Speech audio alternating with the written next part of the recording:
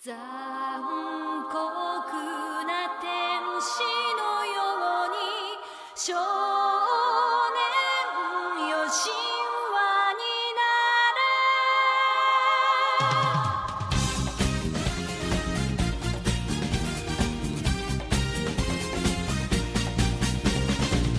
そっと触れるもの求めることに夢中で運命さえまだ知らない痛いけな瞳だけどいつか気づくでしょうその背中には遥か未来目指すための羽があること残酷な天使の手で窓辺からやがて飛び立つほとばしる熱いパトスで少年よ神話になれ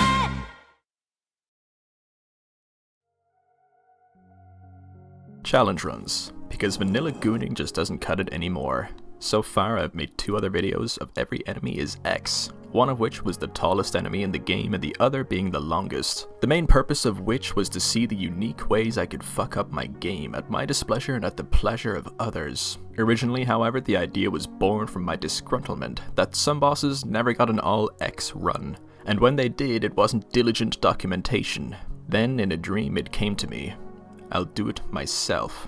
As you may have already guessed or known, I've discovered a brand new way of ruining the gameplay of Dark Souls. Now wrapping up this trilogy, I present the widest enemy in the game, now constituting every enemy, the Hydra.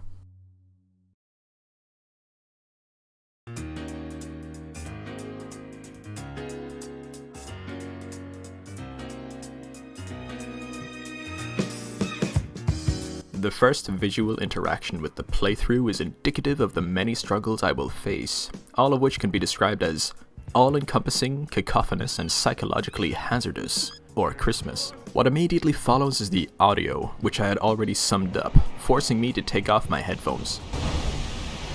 The third dimension to the experience, the gameplay, follows suit, and I get spanked in the midst of my painful reaction. Thinking it was just a one-off occurrence due to spawns, I grab the key and I'm proven wrong rather abruptly. Time is of the essence, it seems, and I make a swift exit through some dying hydras and into the courtyard. What greets me here is the water effects that surround the Hydra. Because this game doesn't actually have water physics, it's just a texture usually. It also has some splash effects that rain down on me, and honestly it looks pretty cool. It is benign as of now, but will in due time genuinely turn my brain into Swiss cheese. The Asylum displays another quirk, where the enemy is above an open space but doesn't fall. I'm fairly certain that not only does the Hydra not have a falling animation, but it doesn't fall at all. A disembodied texture dies to quantum tunneling and grants me my weapon of choice, the club, and the modder provides the Estus flask at this fog door in case Oscar gets randomized and bugs out, locking out the Estus. I ring his third bell and continue on to what could potentially be the hardest part of the level, the fog door. As usual, it's blocked, and the Asylum has picked the world's most delusional detective to solve it. Seeing no leads up top, I bone back to the second bonfire that sits beside the portcullis. Indeed, I can reach the Hydra, but the Hydra can reach me from further and even has room to snake around into my ass. This won't do. I try the courtyard instead, and after some close calls and calls that went through, I find an optimal cheese spot by the stairs where the Hydra can't hit me. As you can see, however, an R2 does 36 damage, and the Hydra can either have 2,520 health or 3,863 health, meaning a minimum of 70 to 100 hits to down the beast. 200 with light attacks. This is fine though, since I don't get hit in the back and some other dude is butt fucking who is likely the key out of here. Wait, doesn't that mean they could reach? No matter, getting hit by that other Hydra was a fluke. No matter, I can get stuck to the Hydra by standing by the door, and I'll tank hits if I have to. Actually, maybe this veranda could work better. On second thought, if I stood where the head slam, I could... I have made a terrible mistake. I'm going back to the funk door. The one thing I can guarantee is that the hitboxes for the Hydra aren't active at the top. Sure enough, I can accumulate damage by the arches, without the Hydra reversing and grinding me to a pulp. And it's only a maximum of 200 hits to kill her, or about 20, since the stray Hydra did 99% of the legwork, or fin work, whatever is used as locomotion. Anyway, the first greeting at Firelink is as charming as ever, with my eardrums straining in the anticipation of a homely welcome. Firelink is locked, but honestly who cares? Down in New Londo rests Tolkien's description of the subterranean earth. Nameless things, gnawing at the foundations. They cover a vast swath of the area, and this also looks kinda sick. Dropping onto them though instantly kills them, which could be chalked up to a bug, whatever. The others also die in a single hit. Now that is weird. But this can also be rationalized by their idle animation being on some weird shit. I thought I was baller, dodging the Hydra's slams and ducking into her tentacle torso, but this one also died in one hit. This is where my scientific process bore its fruit. Falling kills them, one hit while idle, one hit while active. Before I can ponder my orb, I'm shown that, in the game's code, the Hydra has an emergent animation that can be applied to the Ghost's emergent animation in the same position. That's pretty cool and all, but I don't appreciate having my retinas burned off and instantly dying, both in real life and in-game. The Aqueduct Hydras stared down on me in both ways. Back to my pondering. There were two Hydras in the Asylum that could tank hits from each other, with one killing the other. All of New Londo died in one hit, except for the one Hydra that forced me to take a bath. Going by this, I considered the Aqueduct to be relatively safe, so I grab some gear and exert my ego onto some bitches, exerting some more while I walk upstairs. This felt really cool, and it is. Shut up. The Lesser Berg is just as safe, though I'm already reconsidering killing all the enemies I walk through. Yes, there's a lot of noise by virtue of the Hydras existing, but their death animation is so bass boosted that my eyes begin to twitch, and taking off my headphones every time would defeat the purpose of this run. And for all I knew, I could get one-shot by all these fuckers in one tight space. Entering the Middleburg provides whatever the opposite of scenery is. Hey, look at that. There are so many Hydras combining so many water disturbance animations that I lose track of where I am, which doesn't help in a game with higgledy-piggledy civil engineering. I split my chin on a door and use that to crawl my way up toward the bonfire, but I get lost and unfortunately have to kill the enemies to find it. Right. Before I did this run, I was expecting bullshit hitboxes, hurtboxes, attacks through walls, etc, etc. What I didn't expect was that I was going to go deaf and blind at varying paces.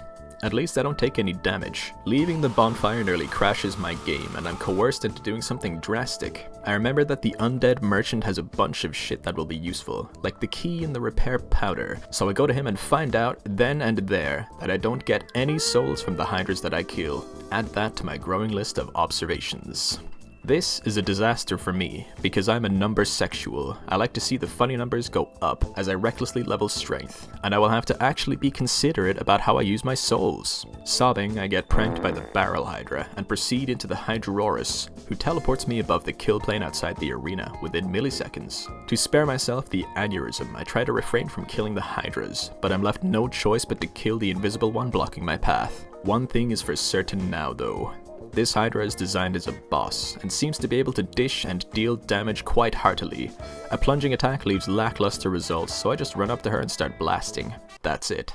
There is nothing else to add to the strategy.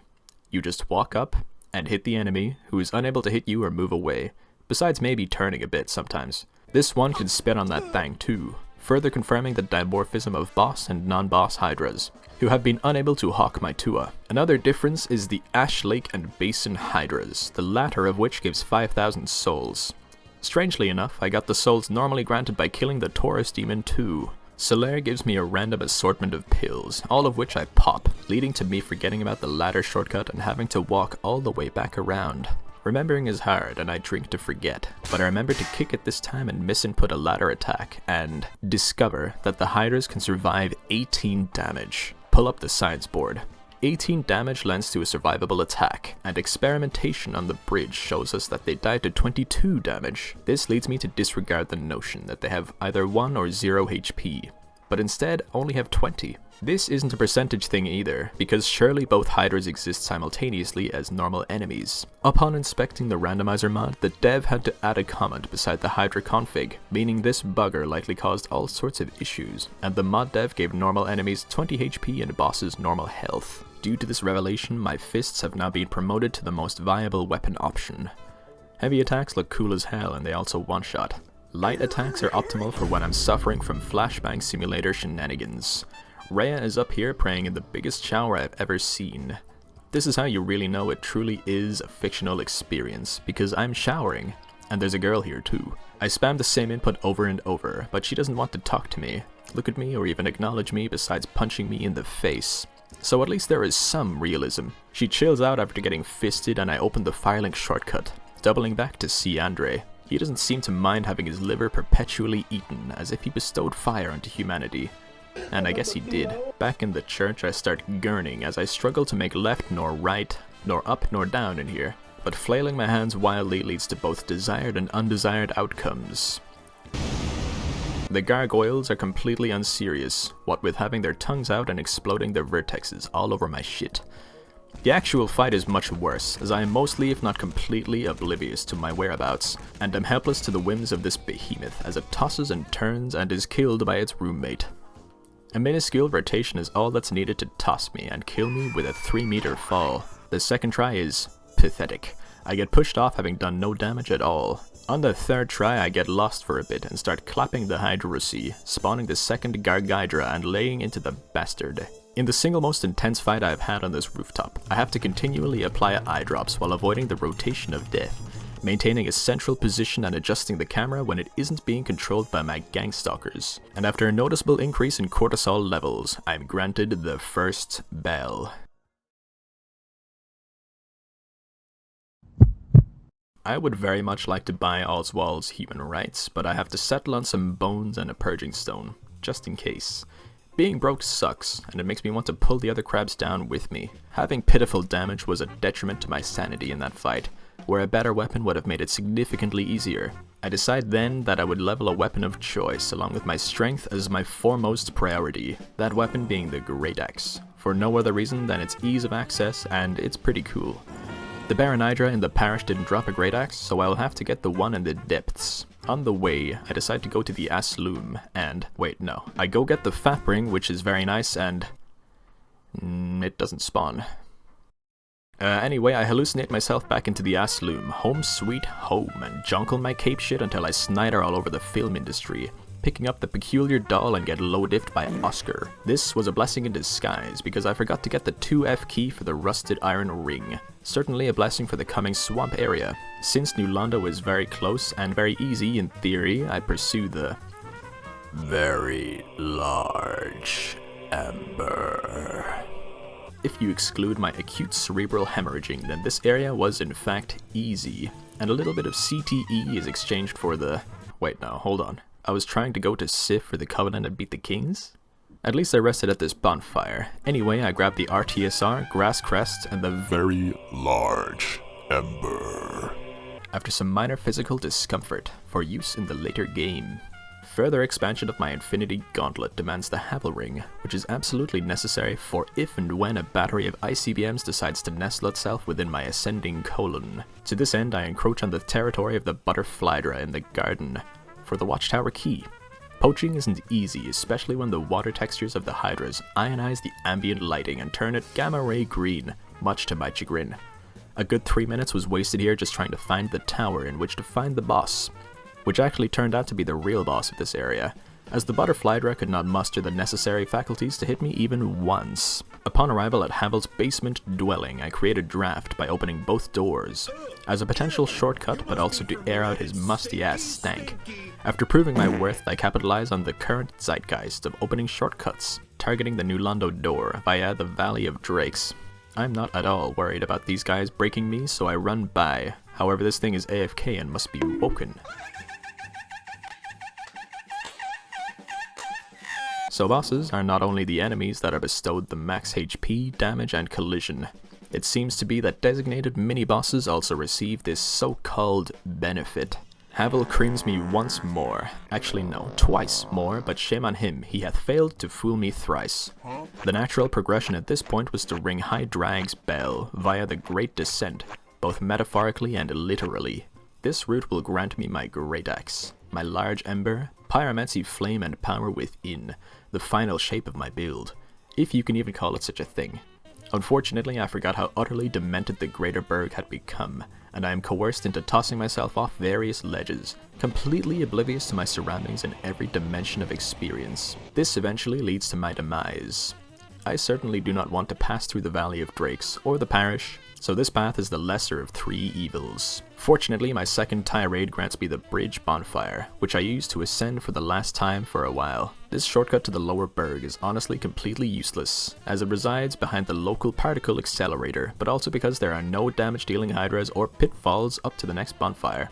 I grind my elongated chin against the entirety of the lower berg, and I am utterly blinded and lobotomized due to the sheer density of this shithole. But I eventually find the Happer Demon's abode, pick the lock, and steal all of her worldly possessions in record time. I briefly considered opening the Firelink shortcut, but again, there are no damage-dealing hydras or pitfalls for the foreseeable future, and also I would like to abbreviate this shite-ass run as much as I can. Before premature encephalopathy can take its hold on my already smooth brain, I seize the Great Axe, my weapon of choice, and the Siriki to access by far the most relaxing bonfire I have ever witnessed. Next step, Laurentius, though he is ungrateful, will hand me the Pyromancy Flame in the near future at Firelink. Large Ember acquired, down the toilet, shortcut just in case, and the gaping Hydra puckers its butthole in anticipation of its rapture. I dodge its missiles like Gru and LARP as a lumberjack harvesting some sort of depraved and fleshy tree. This time it was an Ash Lake Hydra who had more HP but gave me 10,000 souls on top of the 25,000 for the boss fight. Splendid. Though I would like to buy from Dauno of Zaina, I can only earn souls without the use of fraud, like some disgusting pleb, and must venture further into the pits of my psyche. Blighttown concerns me by virtue of its entire surface area being racked with pitfalls, which is a problem not because of being launched off the side, but because of the enormous amount of enemies threatening to blue screen both my PC and myself, a la bombastic shrieking, smashing, and blinding visual viscera. While I have mostly refrained from killing enemies for the past while, since the death animation has an exponential effect on both audio and animations, I simply cannot traverse this cruel and unusual area while any of them live. I grab power within and lay my ducks in a row. This looks awful. I clutch my chest, and I shed a single tear that glistens as it falls onto my lap, blooming into a fragile but determined little flower. I then start screaming and repeatedly punching myself in the head while flailing about, edging just a little longer every time my eyes and eardrums burst from the death animations, taking one step closer to the swamp for each kill. Cambodian monks envy my ability to depersonalize. I lock in as soon as the swamp juice flows between my toes, equipping the rusted iron ring and turning right before I am blinded. Using the wall as my only tether to this reality, I somehow make it to the bonfire and rest, cutting my stay short to spend as little time in this purgatory as possible, making an important pit stop for my beloved Great Club. Thankfully, I was airdropped a few grams of purple weed to staunch my trench mouth before getting stood up by a Hydra at our own wedding cutscene, who I reward by hacking to death. At long last, things are finally looking up, and the third bell is rung.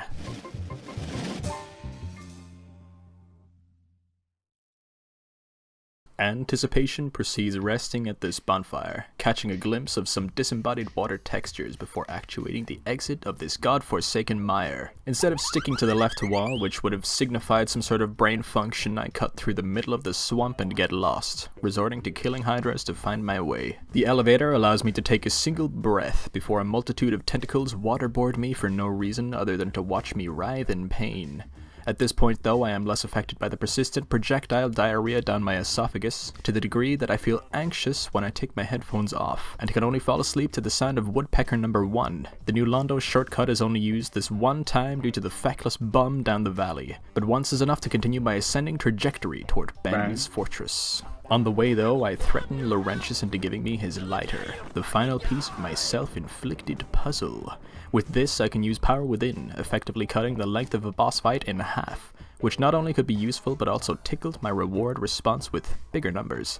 My one complaint about this game is that there is no gambling. Before setting off, I upgrade my Great Axe a bit. I still need large shards to ascend it, so I briefly enter the fortress and tactically get swept off, to reset quickly and save boning back. Once ascended, I purchased the weapon smith box to upgrade on the fly. The first interaction with Sens confirmed that the axe traps kill all of the Hydras for me, only slightly farther away, so my inner ear remains intact for the first time as I steal the steel ring, stealing myself for the still unbeaten remainder of the fortress, which passes by rather easily. I annex the bonfire and proceed up the battlements to confirm the lack of Titanite chunks, which will haunt me for the rest of my fucking life. The Iron Godra surprises me with pocket sand, but is forced to kneel on both knees before my scandalous might. Power within, grass crest, great axe, and victory in seconds. Anor Londo has never looked more ripe for the taking. Some rain attempts to quench the flame emerging from my soul, but it isn't enough to dull the stench of my gamer crust as I nonchalantly rizz up some so-called HR manager who calls the police, which is code for a successful pickup. The gargoyle counts as a mini-boss, but that means nothing when compared to cast iron negotiation tactics. Unfortunately, the rafters are straight cheeks since the Hydra can't fall, so I accidentally launch myself in the midst of my bewilderment. A retry is followed by a less reckless approach, and thus a more successful result that possesses great rewards indeed.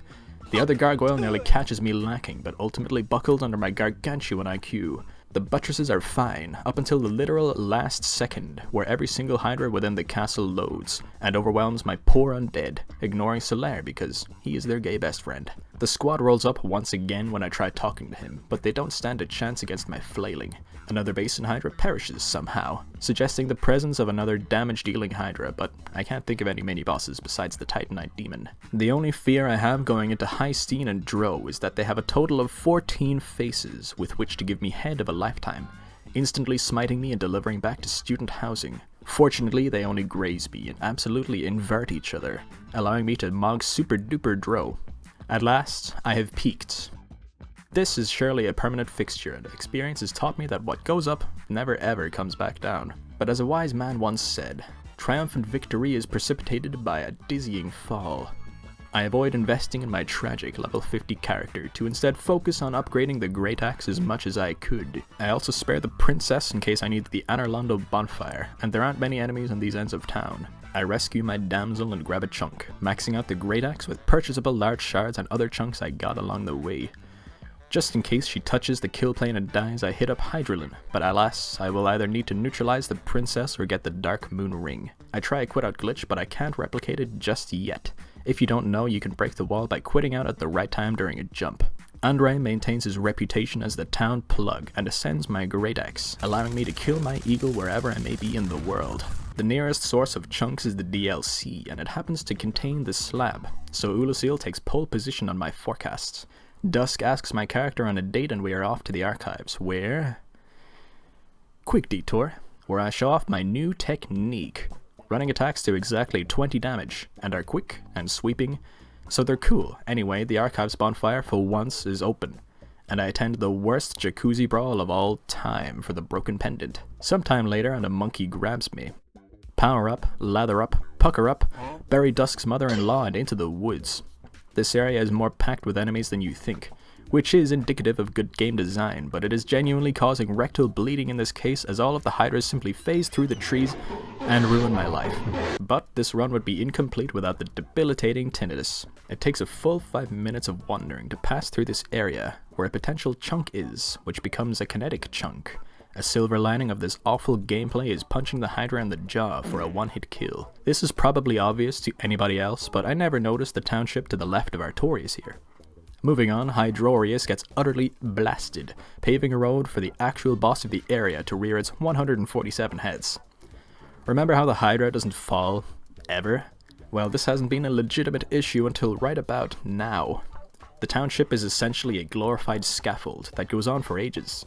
Which isn't so bad if you can see, hear, or have any clue at all what the game is telling you. As you have likely gathered by now, I possess none of these, especially when the Hydras die. I could ensure one large cacophony of everything dying at the same time, but they are lined up in such a way that I have to do it one at a time. Knowing this, I log off for the day. Having slept a refreshing 3 hours consisting solely of dreams about being chased at night, I plant my feet firmly upon the path of my downfall, reflected by the downward staircase into an unobservable abyss. The first blind sprint goes pretty well for about 10 seconds, where I roll off the edge like an idiot. 2. The game suggests I apologize for attempting to play it, slipping off about halfway down. This has nothing to do with anything, but I had no idea that having your right hand empty gives you a high knee instead of a regular kick. Super cool. I enter the hotel, grab the rubbish, and approach the mimic, and do my best not to give in to the odaxalagnial impulses after opening the fucking mimic chest and dying.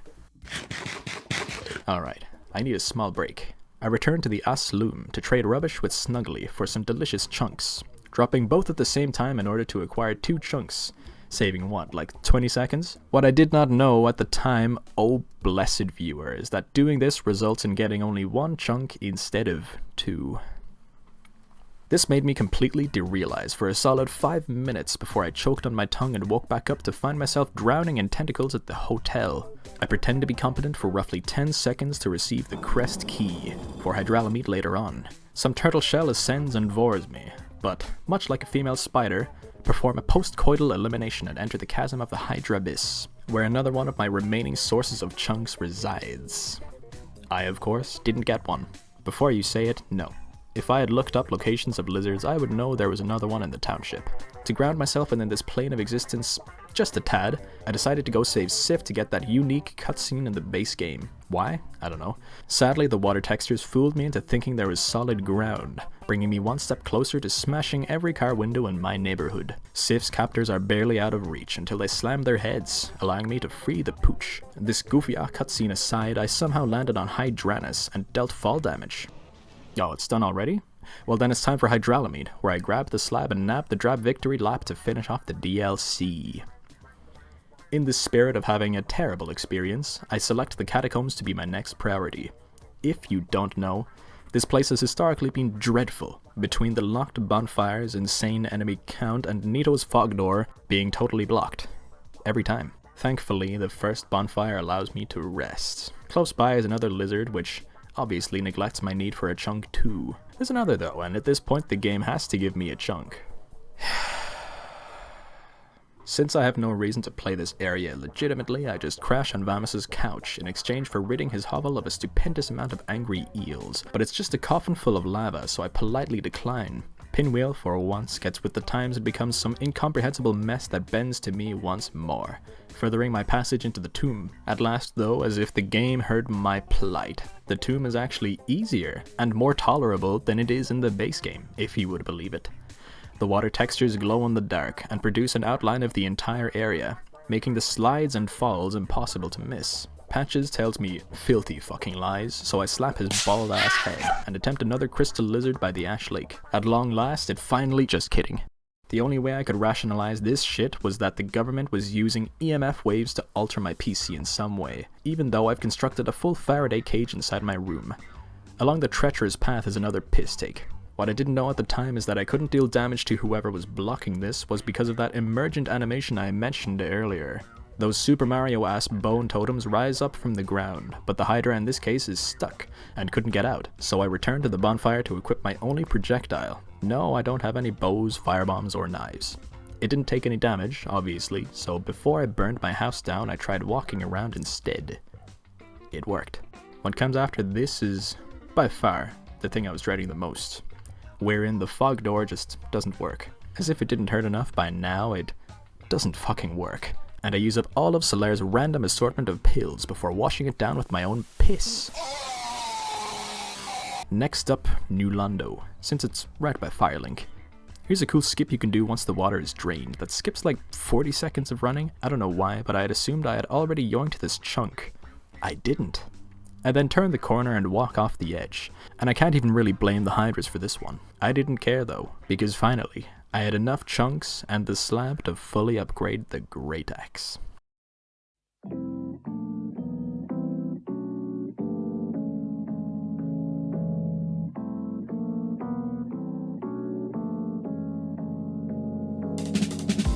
To spare what little sanity I have left, I rest at the basin bonfire to approach from a closer position with less pitfalls. I had phoned it in by now, simply walking by everything without killing it, staring through my monitor and hearing only screams and white noise. The kings shouldn't be too bad, but that doesn't matter because I made a minor oversight that may have caused a slight deviation in my plans.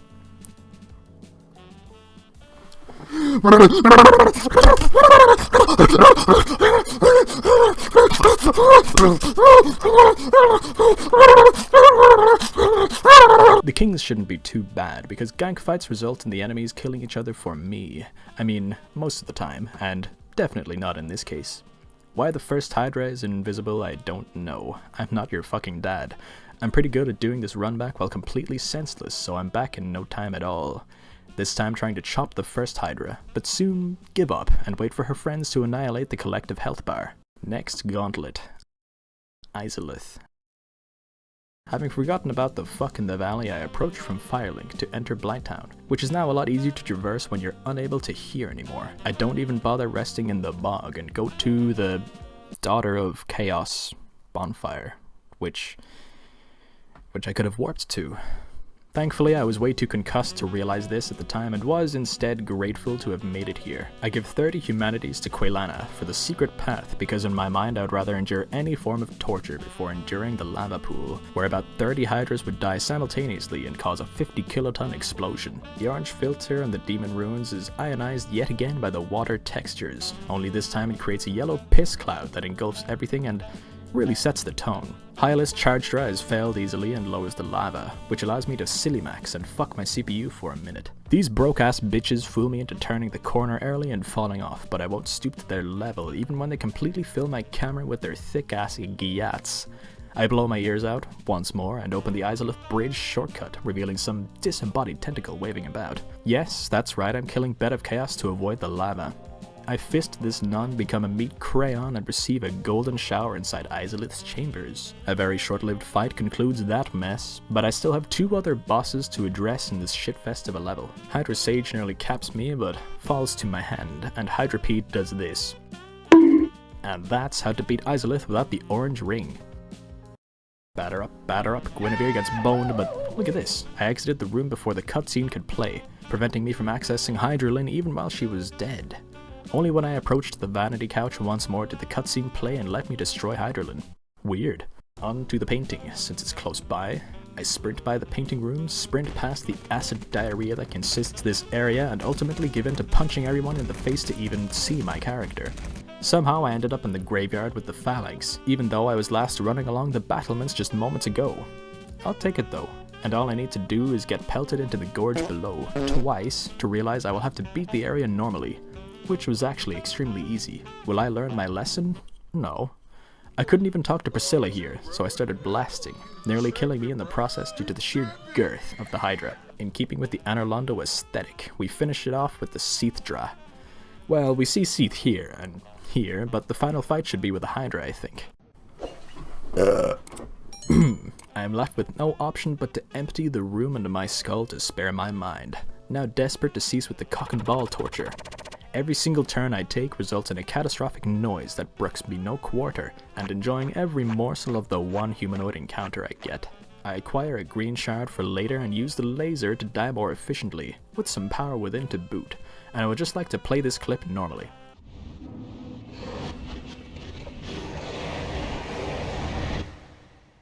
Yeah, there was so much noise that the audio broke. Only time that happened in the run. I make quick work of the Panopticon and say hi to the floating door, my only friend, and roll off the fucking edge immediately at the turning stairs. I have played this game countless times, and I know to go to the second stairs, but I've been so utterly deep-fried that I forget the most basic shit now, like with the Mimic. After turning the stairs properly this time, I jump off the edge again, landing in the library below, having read a book about flat earth that debunks gravity. Finally, I get it right, sit at the bonfire and proceed through the crystal cave, and slip off the edge. Because the grand total amount of colors in the cave is 1. On the second go, I get tactically blinded, twice, by this stupid bitch. Third time's a charm, and the final Lord of Cinder gets irrigated. Well, by final lord, I mean for the Hydra only run, because I need to unrandomize to fight Nito. I can easily just verify my game files, which takes, what, like 2 minutes? Or I could fuck with the randomizer in a way that lets me traverse the fog, which takes like 30 seconds. This is how that goes.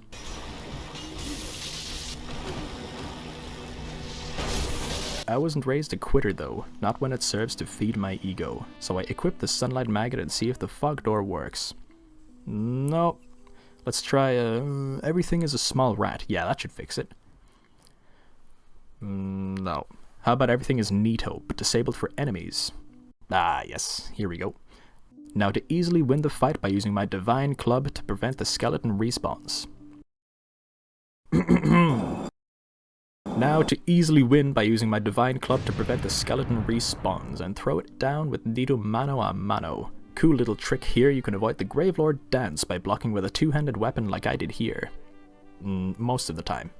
In all 3 videos now, I am yet to see the inside of Nito's boss room without him in it. I don't know why his fog door breaks, but he has consistently bested me, being the only boss I beat unrandomized. I concede, none of these runs are actually possible as every enemy is X. You can get pretty close though, and besides, this is my video. You can't tell me what to do. Now to wrap it up. I may have forgotten to untick the box that disables all enemy randomization. Briefly panicking, but I figured it out in the end. I knew I got it when the Hydra started pouring through Gwyn's prison door, so I started crunching every single soul item I have in my inventory to prove I don't have too good to use syndrome, which results in me, at a glance, mistaking the dark sand for a soul item, and deleting about 200,000 souls. Amazing. It doesn't really matter anyway, since nothing here is a mini-boss. I take one last shower and approach the epicenter of my misery, the prison chamber of Hydra, whore of Tinder, and press 3 buttons with about as much skill as you can expect. And that about wraps up the trilogy. I could walk away and leave it at that, and I will, for Dark Souls 1 anyway, but I still have more left in the tank.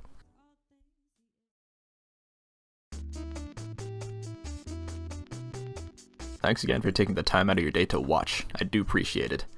I don't think I mentioned it before, but the Ceaseless run took 6 hours, the Gaping run took 7, and this one took 8 hours, I think. Yeah, what should have been the easiest run took fucking eons to complete. Like I said at the end just now, I won't be doing any more Dark Souls 1 videos, at least for a while, because I want to do shit in the other games. And who knows how much time I'll have once I start college again. But yeah, the next video should be a 3-parter, depending on how badly I fucked up, so look forward to that. Or don't. I don't care. Until then.